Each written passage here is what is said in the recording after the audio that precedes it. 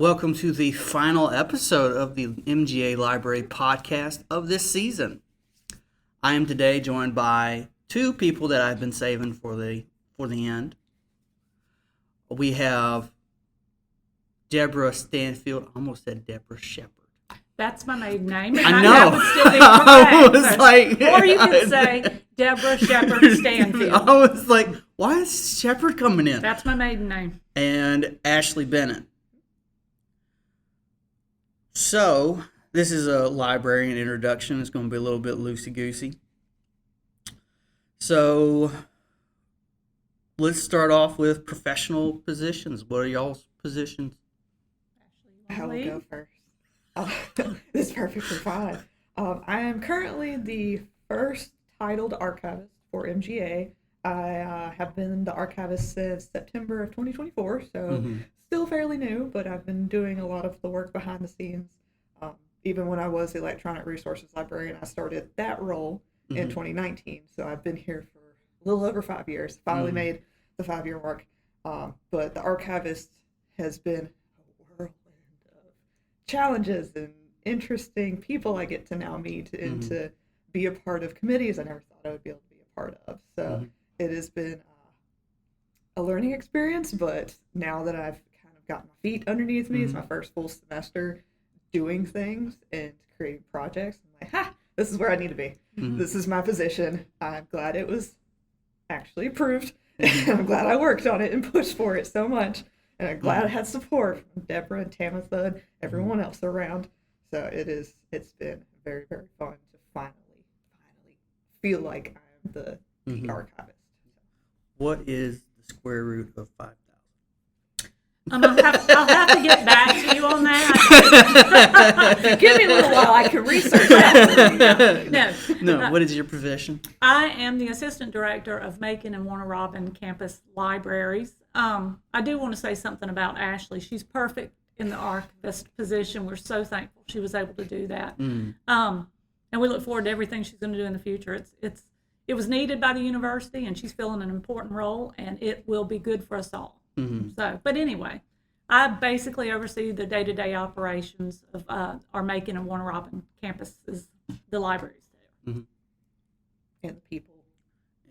And the students. Well, I'm including the people in the day-to-day operation. They are the operation. They are the operation. Yes. But it's always weird managing humans. Yes. So you are management and you are just frontline. I'm kind of just willy-nilly whatever needs to happen. I don't know. You manage yourself. I manage myself. You I don't have anyone underneath me. I will, of course, answer Deborah. She is my superior. I will answer Tamitha. She is my superior. I will answer Kristen Bailey. She is my equal. And everyone else I will also answer to because we partner with everything. So me as the archivist, I want to be included in anything that I possibly can because it may be that one thing that we don't coverage of in the archive. So events like what's going to go on upstairs with the health and wellness, I'm going to try to pop in, take some pictures, see people that are actually coming in and who's going to be working tables and have pictures so then I can add it to the archive. So I like to be the sleuth that kind of goes around and try to travel to the campuses and stuff to be a part of it, but on the outskirts to be able to capture the real life what's going on. Is this your first management job? I don't know that I would say that. I did help at a Kumon Center, a tutoring center. I was the chief assistant there, so anytime the owner was out, I was in charge. But that was before my librarian gig, and before I became a librarian. Okay. Because you were also an elementary school I was an elementary school teacher as well, many years ago, before children. So back That's how you 92. work with us so very well because you have that background. We're all so very interesting. Well, so it's like our personalities are like I can manage you. In all honesty, I thought I'd be a school librarian or a children's librarian, and then I got the part-time job here at night while I earned my master's degree, and I loved academia. So here I am, and hope not to leave. Hope y'all keep me here. So me and Deborah were paraprofessionals in the library. Were you ever a paraprofessional? I was a student worker. You were a student worker. And I was completing my undergrad at Wesleyan. I was a student worker for both years. I transferred in. I was a student worker at Gordon when I was there as well. Transferred to Wesleyan. But both years, my junior and senior year at Wesleyan, I was a student worker in the library. And I did midnight hours, I did the early morning hours. It was basically any time I wasn't in class or eating or studying, I was in the library learning. So well, since you kind of waded into education background, you started off at Wesley. I actually started off at Gordon State, and then Wesley. And I did all of my general studies at Gordon, and I learned how to be a little more self-sufficient in Gordon. That was my first foray into. I wasn't going to a college that my friends were going to. I was like, I can afford this. They're allowing me to do all of these things. Had different kind of student work experiences. Worked in the art department, reconstituting clay for the ceramics class, which is fun, but also very strange when you think about it when you're reconstituting. But I transferred over to Wesleyan for my actual degree, so I finished all of my undergrad, then went to Wesleyan for marketing and communications. It was that degree doesn't exist anymore at Wesleyan, which is interesting. But I spent 2 years there. I was non-traditional. I could feel it that I was non-traditional, but being in that environment, and I had really strong friendships, and I still have those same friendships there. I learned a lot of interpersonal skills, not just my degree. And marketing is a good skill to have.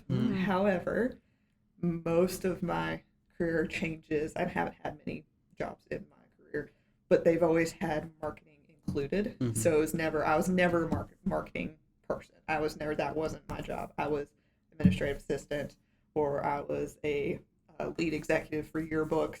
So I was always adding in marketing. I was never a tried and true marketing professional. So the undergraduate degree was useful, but I never actually was a marketing professional. So.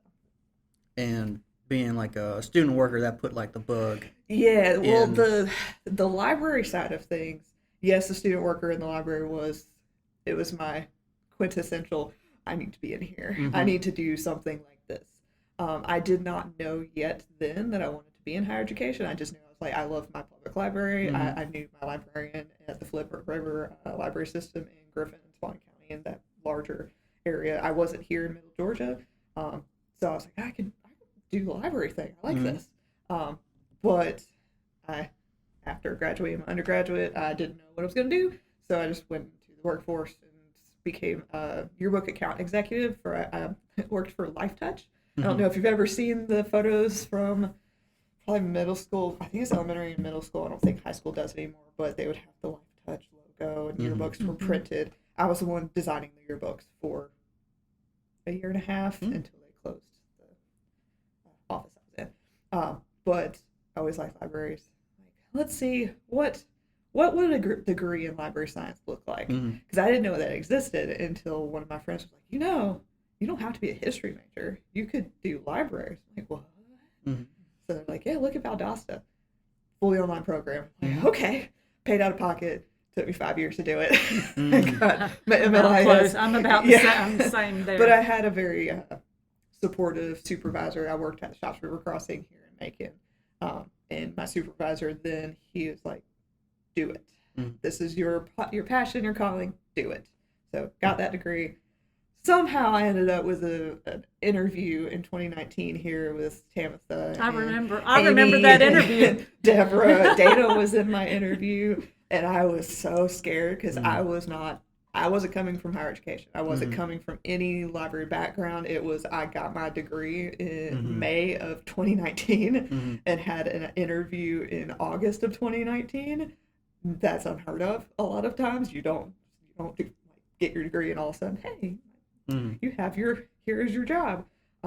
They saw something they liked on my crazy rambles. We still like it. Yes, and I started working here in 2019 and found out I can go back to school for free with the TAP program. I'm like, I'm going to get another master's. That's when I'm like, archives is it. I had one class in my MLIS for archives. It was the intro to archives class for my graduate program. I enjoyed every single minute of it. So I said, there it is. Got my second master's. You also have You? a lot of schooling. Yeah. Well, yes, I do. Still in school. Yes, I'm forever in school. I'll probably be a forever student because I actually Same love here. going to school. Yeah, me too. And if TAP wants to pay for me to be educated, Why not? but like you had mentioned, I was an early childhood educator first. Taught second grade, third grade for a few years. Decided to stay home and raise children, homeschool children K through 12. And when my youngest daughter was in high school, I thought, I've got to go back to work. What am I going to do? I don't want to teach necessarily. And it was Valdosta State's program, the Master's in Library Science. I said, I'll do that. Got the part-time reference assistant position here to kind of put my foot in the door. And once I graduated, 6 months before I graduated, actually, ended up being brought on as the, then it was known as the Instruction Engagement Librarian. So I started the embedded librarian program here.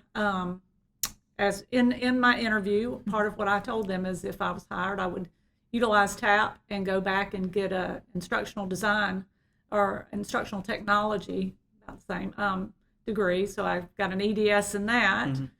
And now I'm finished with all my doctoral classes. I'm earning a leadership degree. I defend my dissertation in June. It's on academic librarians, their leadership and burnout, and I am burned out now on the subject of burnout. I'm going to finish this, hopefully, take some time off, and either maybe look, I'm not leaving the library. No. Either look to perhaps be an adjunct professor. I'd really like to teach children's literature classes, but I know there's somebody here that already does that, so I may look into other places.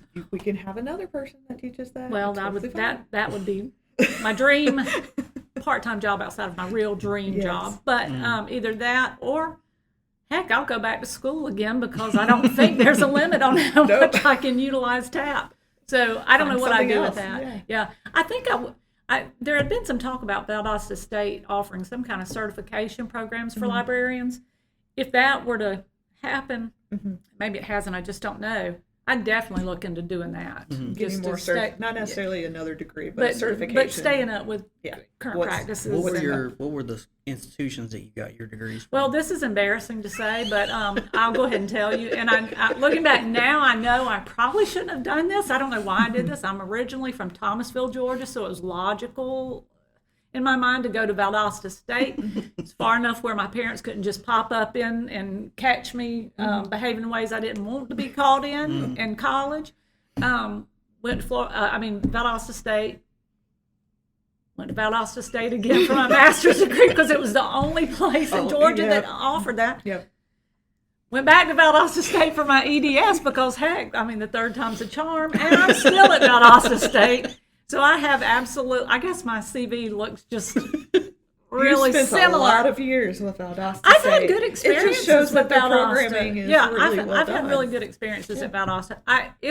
Should I decide to get something else, unless it's the certification for librarians, Valdosta has it, I may go somewhere else. Yes. But So is Valdosta the only school that has in a library? Georgia, yes. There's one in two in Alabama, one in Alabama. There's the North Chapel Hill in North Carolina. I think there's one. Where's Travis right now? Is he in North Chapel Hill? Or I no? don't. That doesn't sound familiar, but maybe. So. There's at least like two in North Carolina that I know of that have. Is that normal to only have one or two schools per state? For that particular degree, I think it is. At this, don't quote me on that because I don't know the specifics of the library science degrees. I know it's in high demand because sometimes you're waitlisted or you don't get in, they get full to capacity. So. Jobs in library land, I always like to call it library land, they are few and far between because, as you see, we want to stay here for as long as we can, and a lot of times there aren't that many positions in one given spot. So there are 23 of us I have total. some conflicting information based on her research. Okay. When librarians get to a place like we have here where we've got really good leadership in our dean and we work well together as a team. Hold on. Okay.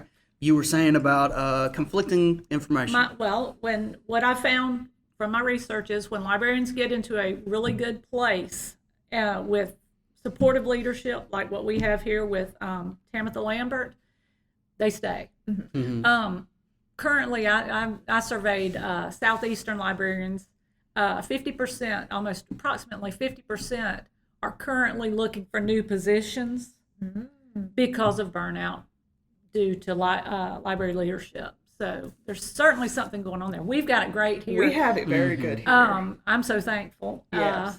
And it's great in other places too. But for now, it's Conflicting, there's a little bit of turmoil going on in libraries and library land, as you called it. Yes. So, but there are a lot of us here. yeah. Would you like to do an episode on your research for the next season?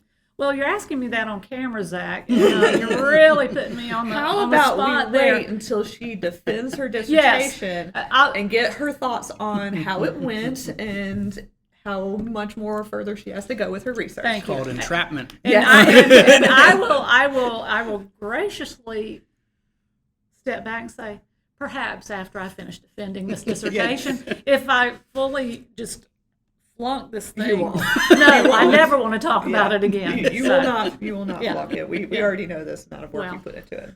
But yes. Anyway, All but right, that's it. let's get to know you as people, because I think there's a lot of students who don't see us as people; they just see us as like information points, and are hesitant to grow relationship with librarians, even though we have I think everybody is so. What's the word I'm looking for? Personable. Yeah, they're easily approachable. We've just got a great team here. Have such different interests that we can connect with people. So what are y'all's favorite movie, book, or favorite activity to relax in? I have my notes because I couldn't remember all the things. I am very terrible at talking about myself in general. But so favorite movie, it took me a minute to go through the list of what are the movies I continuously go back to when I'm bored, or if I just need to put something on the background when I'm doing laundry, or if it's just I need something to just watch pretty things and listen to pretty things. I need to go to sleep. Howl's Moving Castle is my favorite all time. I love the movie and I love the book because they are vastly different things, but the music, the atmospheres, the art style, everything about that is my favorite.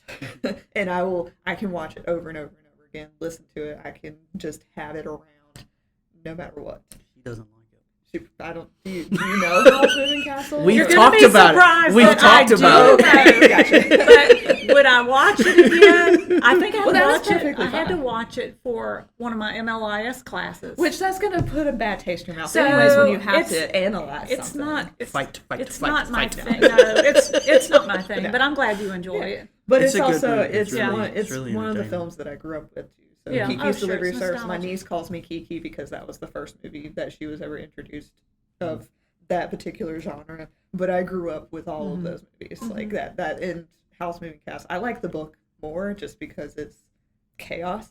But the movie is a visually colors, sounds, everything was just like that sensory. I like the sensoriness of it. So. I asked my sister when I should show my nephew Princess Mononoke, and she's like, older than we were. Yes, I agree. I I have no idea who that is, and That I is don't know if I that want is to know. perfectly fine. That's absolutely fine. And my niece, who is 12, just watched it. Yeah. And it's not one of her favorites. I will say it's not one of her favorites. Favorite book? I actually have two, and they're both probably very, very boring.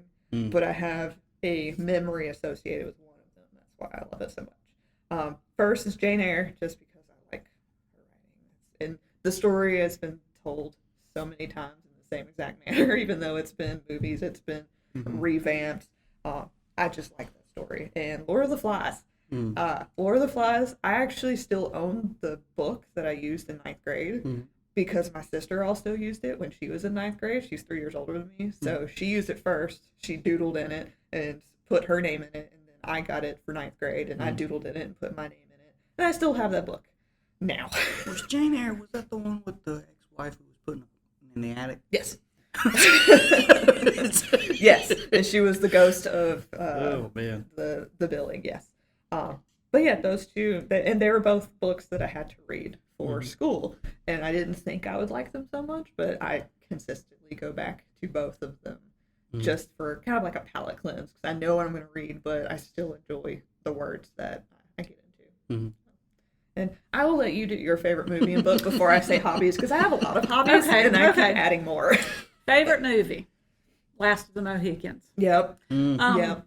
It is actually a movie that I like better than the book. The book to me was boring. Really? It doesn't happen much. Usually I prefer a book. Yeah.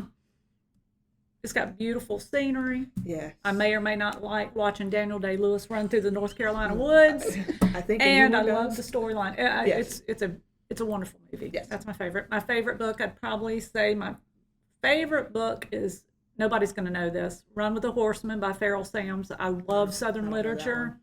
And I also love To Kill a Mockingbird. I think Jessica mentioned that book.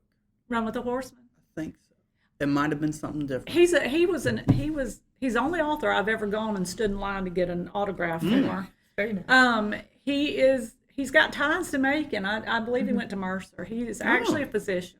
Yes, but it's something about the way he writes it, and I also identify a lot with what's in his books because I grew up in the Deep South. So, there's symbolism there. You're like, I know what you're talking about. Yeah, those are my two favorite. I'll do my hobbies real quick and bounce back to you. Yeah, that's fine. I like to exercise, which is strange. Sometimes I hate to exercise, but I know it's good for me, and ultimately, it is a hobby. I used to like to read until my eyes got old and I struggled, or until I kept having to read so many articles for writing this dissertation. I just only read nonfiction right now. I like to raise chickens. Yes, I just went to Tractor Supply and got 7 more, which is I like to garden. And I just put a beehive together after going to Kirby Swinson's Bee Talk. You might want to have him on a podcast because that is some interesting stuff. Is fascinating. But now I've got a bee suit. Well, you have to let us know, and if you're okay with any of us coming to your house to help, I would love to help with the bees. You gotta have a bee suit. I can get one. I would love to help with Well, that. I'm scared. I mean, putting the hive thing together was easily done. Yeah. Now I have to find some bees to buy and then put my bee suit on and smoke them up and put them in the hive and hope they stay. So that's where I am in my life right now. Children are gone. They're all adults. They're all doing their own thing. And I'm doing my bees. thing. Yeah, I'm going to see how this goes.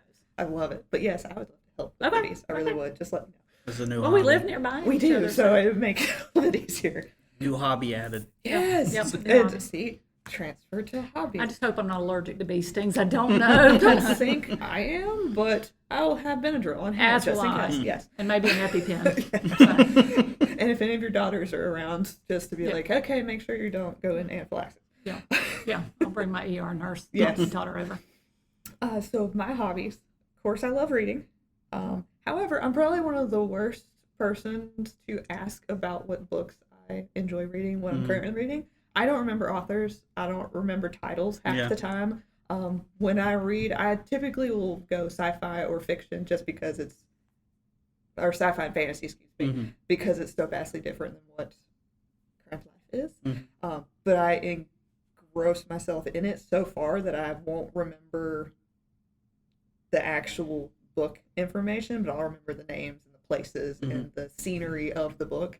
But once I'm done with it, out of my head, onto the next one, because I need a new world to be in. So that's my bad librarian, because I'm not going to be able to tell people the kind of books like, oh, you really need to read this. I'm like, I don't know. Let me look at my list of things that I've read, and I can let you know. But I do love reading.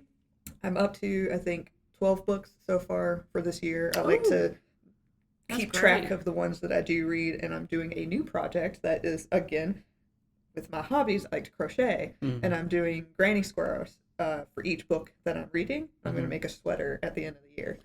So I'll have something. That is like the most librarian thing I've ever heard. but it keeps me accountable of actually reading, because I want to make that sweater. And with the granny squares, it's a really easy way to just stitch them all together and just have like this big bulky thing. But it's going to take at least like 50 books to be able to do that. And I'm already at 12, so I know I can do it. But that combine some of my hobbies that I like to do. But I also like to garden. I'm not very good at it, but I like to have my hands in soil and do fun things. I love to sew. And she's good at You've it. all seen my various outfits of dresses, skirts. I don't think you've ever seen my 1910s costume for Susan Asbury's history class. I'm adding new things to it now. I have a new belt. I got a wig now, so I'll be able to do that. Nice. It's curly hair. It's real weird, and it actually looks kind of real. So that'd be great. seeing me with long curly hair, Yeah. I don't like it, but it's very funny. But I have hat pins now, so I actually have their 1910s hat pins. So I also collect random vintage things, but the hat pins are like this long. I could go on a whole tangent about how those were used as weapons in the 1900s. Anywho, they were very fun. I actually have a couple new hobbies that I am looking into. One is horology, so working on timepieces. I have terrible tremors in my hands when I start really fiddly bit kind of things, but to have a manual or automatic watch from like the 50s, take it completely apart, clean it, put it back together, and see that it works, it just is like a very fun idea to not have digital things and not have like basically a computer on your wrist, but an actual just manual old school watch that has really pretty dials and you know the ins and outs of it. It's very interesting to me. So that's a new one that I'm researching right now. But also there's one called tablet weaving, which is kind of like a medieval, not hobby, but medieval way of making cording or putting like hemming around things, but very delicately. And it's used with cards, or back in the day it was bone, but you basically your own handheld weaving apparatus. So you tie it off, there's cards that you switch, put the shuttle through, and you just do different kind of patterns. Also looking into doing that. So I like to do a lot of crafting. That is my hobby. And video games, but that's kind of, I just grow up with video games, so I just continuously play them. Do y'all prefer physical books or do y'all prefer audio books? Physical. I can't do audio because my attention span doesn't allow me to. That's interesting. Yeah, I have to do physical. I do have digital, but digital makes my eyes hurt, even though I wear glasses with blue light filter, and I use the paper, weird, whatever it's called, so it doesn't have a glare. But I prefer a physical book because my eyes will track it better. So when I'm reading, I'm not skipping over a line or having to read the line 2 times. However, digital allows you to blow that text up because you can make sure that you can also do the dyslexic figure or configuration. I don't have dyslexia, but it helps me read with that kind of text. So digital wise, I can do more with that, but I prefer having a book. I like everything about a real book. I like the way it feels. I like have the my way own it personal smells. I library, like turning the pages. The bookmarks I like the way you it can feels. use. I like I have everything. so many bookmarks. Now I listen to audiobooks when I travel, and that's great, but it's just not the same. Yeah, I can't do audiobooks. I can barely do podcasts, unfortunately, because my attention span gets away with me. Or I hyperfixate. So then I can only do one thing at a time. Audiobooks, I can't clean while I'm listening to something. I literally have to sit and listen. And Listen to music though, can't you? Yes, I love listening to music. But if there is lyrics in music, that makes it harder for me. So if I'm doing an activity, the music I listen to cannot have lyrics. You can clean and listen. But I can clean and listen. Yeah, I yes. can do that. Yes. I love lyrics on the clean music. What kind of music do you prefer? Now I'm taking over. No, taking over your. It's part of the hobbies. I like music too. Okay. All sorts of music, but I haven't been able to get into country. I've tried. My dad loves country music, and it's just I just can't. It's I okay. just can't do it. Dolly Parton is probably the closest that I get. I love me some Dolly Parton. She's like one of my favorite people. Currently, I'm listening to 2 vastly different bands. One is called Baroness, and the other one is called Brutus. Both with B's. That's great. Brutus is my current favorite because the lead singer is the drummer, and she has a very fun voice. But it's a very just chill kind of. I can be reading and listening to them and be perfectly fine. But I also like Ed James, Frank Sinatra, and I was listening to T-Pain live T-Pain show not too long ago too. So I'd just be singing along. That is a wide There's variety. a lot, and I like some music that you would not like, and Yeah. I scared one of our other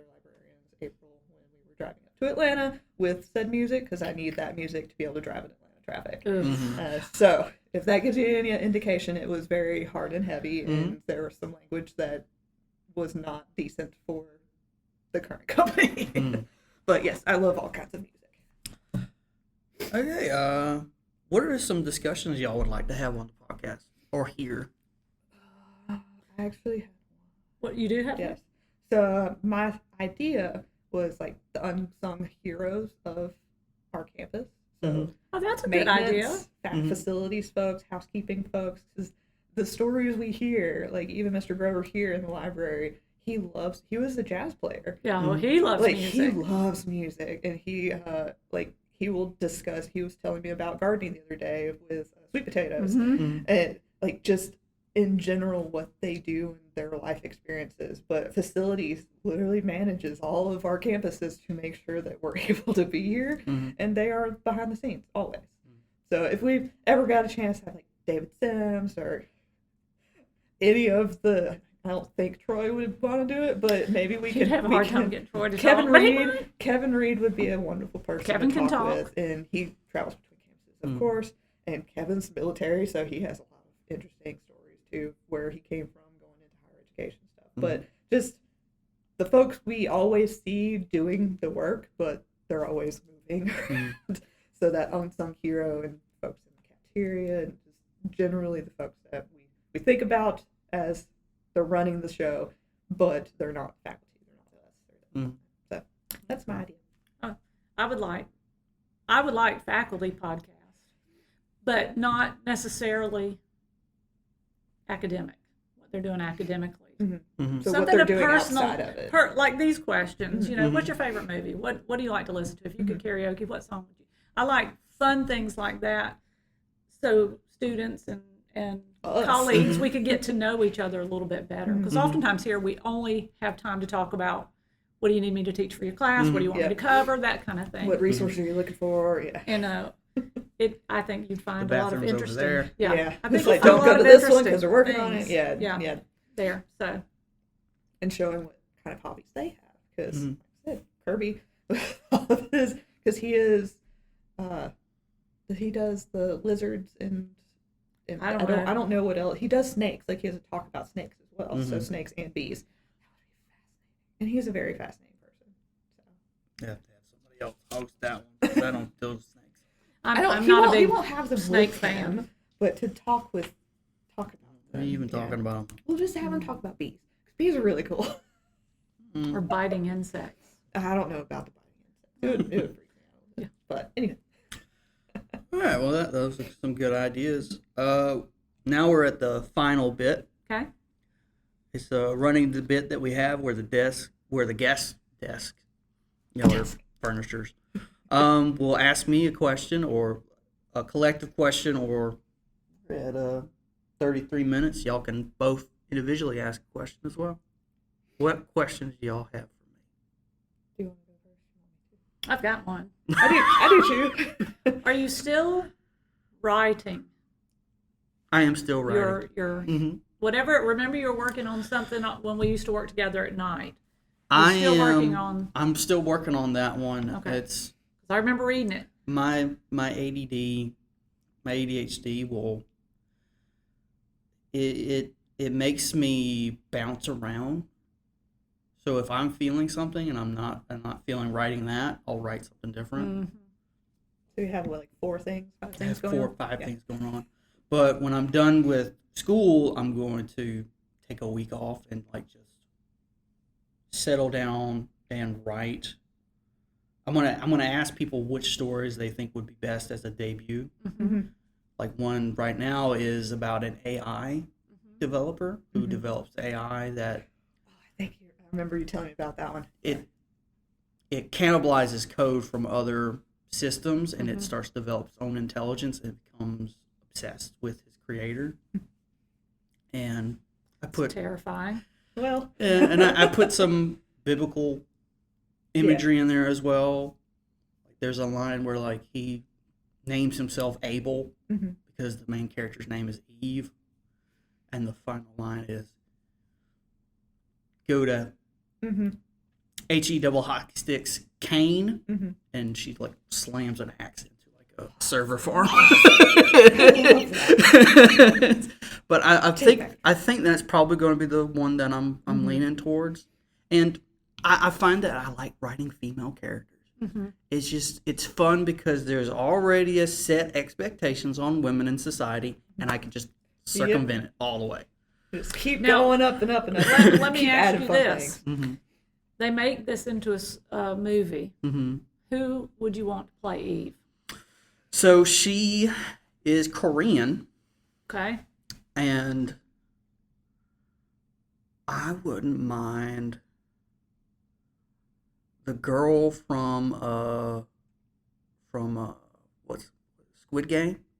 The main girl in the first season. I don't know her name, but I saw that. That was excellent. It's a really good show. That first episode is a good litmus test of Can you red light, green light. Yeah. can you keep up with this now? But I can't remember what her name is. But I would see like her. her. Okay. And it's based in the United States, but everybody is so diverse, and but it'd probably be her. Yeah. Okay. Fair. Writing is more of a compulsion for me. It's the release. You got to get this out here on paper or computer or how do you like to write? Do you like physical writing or do you? I write on my laptop. I am a physical writer. Typing gets on my nerves I'm very. after It's easier for me to have a computer. It's actually easier for me to read with audiobooks because I have a weird thing where I have to have two things going in order for me to concentrate. So like I'll be writing, but I'll have the TV on with a TV show going on, and it's usually what I'm writing about, so I can like be like, oh, that's the emotion I want to capture. It's like I see the emotion now. I have to write it. That's good. Yeah. My question is, do you have any creative hobbies, like physical creative hobbies, or have you ever tried any, or do you have any that you would like to try? Oh man, I don't know if I can say this one. If you don't think you say can, it. then don't say worry it. about it. We'll talk It's about it getting later. recorded. Well- Choose something else. Well, it's politicized because. Oh, okay. Well, you told us right here Be politically that neutral. we're to be political. Well, I mean, it can be politically neutral because when I was younger, I liked to take guns apart. Oh yeah. Because all my friends, they were taking apart car engines. It's too many pieces, and I feel like I need to track everything. So I would have like panic attacks. I'm like, I don't know where that lug nut went. Yeah. it's never a good sign when you have that one last piece and put it together. Yeah. It's like, did this go in the engine Or on the outside. or the outside of Or it? was it just on the ground? But I like the mechanics of firearms. I liked how I like the smell of the cleaning. The cleaning it and shooting it, of course. It's fun. We are in the South. But what's I was weird is taught how to handle one if ever needed to be, so we're good. my family didn't have guns, so I would be okay. over at my friend's house, and their fathers would be teaching me how it is. But it wasn't like a political reason. It was just I enjoy this. we don't. I grew up on a hunting plantation, So- so my whole life was guns. Yeah, so you're aware of it. But I like doing that. Physical hobbies are probably working with cameras. Do you like models of any kind? Or is that... I used to do modeling. I used to do model planes. I used to do model planes, Yeah. but not much anymore. Yeah, that takes a lot of patience. It does, Yeah. but I also had a airbrush machine, so I would Mm. paint them. I had some very interesting military planes that were glitter. So yes, I went a little outside of the box, but they looked really cool. Why is the Stuka blinding us? Why is it But the a lot glitter of times it bounce? was like a black gray glitter, and then I would do like pinstriping on it because I wanted to test out my artistic abilities, and it was very fun. Black Hawk Down. Where do we find it? Oh, let's just look at the beam of light coming off of the glitter. It's like a diamond up there. Yes. But But would you ever like to, for instance, learn how to sew? no, because I'm a man. No, I'm just kidding. To be fair, my father taught me how to sew. No. I used to know how to sew, and I actually enjoyed that. It's a repetitive but very. I do like repetitive motion. I love the fact you can sit down and put a pattern together because it's all patterning. So it's instructions. You're following instructions and do. And once you're done, you have something you can either wear or you can gift to someone or you can put on your bed because it's a new bedspread. It is always an item you can use, and it's something that you make yourself. And the same with jewelry. I used to do a lot of different hobbies because I would find something I really like to do, and then I would give people gifts, and they'd be like, "Okay, I'm done with this hobby." It's called ADHD. Maybe. No. I do the same thing, but mine are different. You're very creative in yours. Mine are the strange things like incubating chicken eggs or growing mealworms in this bucket or composting things. See, in the end of times, I will make the clothing. You will be able to feed us all. Well, let me say, I'm really good at jalapeno peppers. Yes, you are. And cucumbers. Yes, and bell peppers. Because you had a good crop. That was just 1 year. I don't know what happened that year. Yeah, but I did plant some more this year. Yeah, I did pretty good. I did pretty well with tomatoes. Everything I cook has bell peppers in it. Me too. Bell peppers and onions. Bell peppers are so Peppers are easy to grow. They are. Bell peppers are just the most fantastic. We have 3 currently. No, 2 because we used one last night. Sorry. In our fridge. Well, when I have an excess this summer, they will be coming up and here. If you have excess of tomatoes.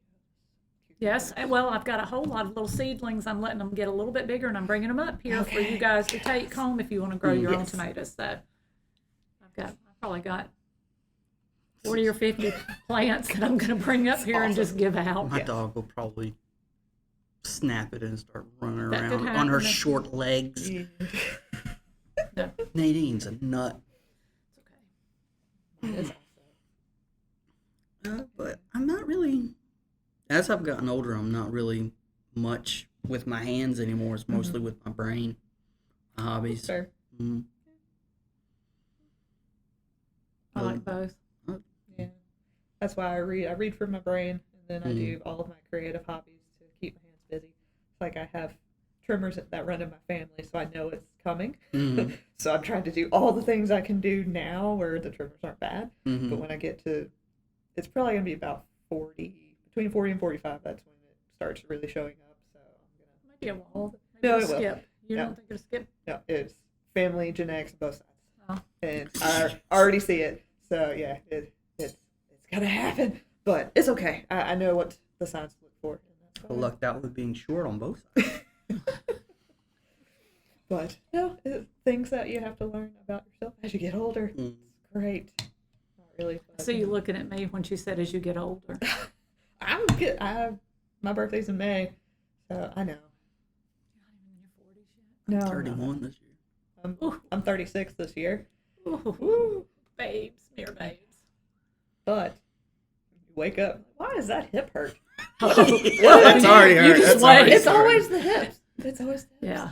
My hips are too tight. Yes. It's like there's your lasting effect at the end of your podcast. Getting older is difficult, but find the things you like to do now. And keep moving. And keep moving, yes. Moving. Keep moving. Yeah. All right. Well, that's a good way to end it. That's a wrap. That's a wrap. Okay. Thank you for coming to the last episode of Season 1. Season 2, you will be seeing some changes. We got some wonderful things coming our way. Hopefully, a theme song. I'd like to work with the music department That would be on so that. Do you need fun. a backup singer in any way for that theme song, or will it be completely instrumental? I want it to be instrumental. Let me change your mind. Well, I don't want people bleeding from the ears. Hey. But actually, before we leave, what instruments would y'all want for the theme song? I'm thinking of the saxophone. I was either going to say some form of jazziness, saxophone, maybe some trumpet, bass, maybe electric bass. So like actual, just if someone play. There are some people that play bass because we've had it at the mini. I forget what it's called now. When we had the little round table. It's not the little round No, table. you know what it's- it is. It's where they have the mini music sessions. It's Yeah. called some kind of desk Yes, desk I don't something, or remember. But Kristen knows. there was at least 2 students playing bass but you got to have a bass line because it's got to get that emotional bit to it. But yeah, it's saxophone, trumpet, any kind of that's what that's what I Synthesizer. see. Yeah, synthesizer. The theremin. Yeah. I mean, if you could find someone who plays theremin, that'd actually be really cool. Yes. But yeah, I like that idea. All right. Thank you for coming. Thank you. Welcome. Thank you for having us.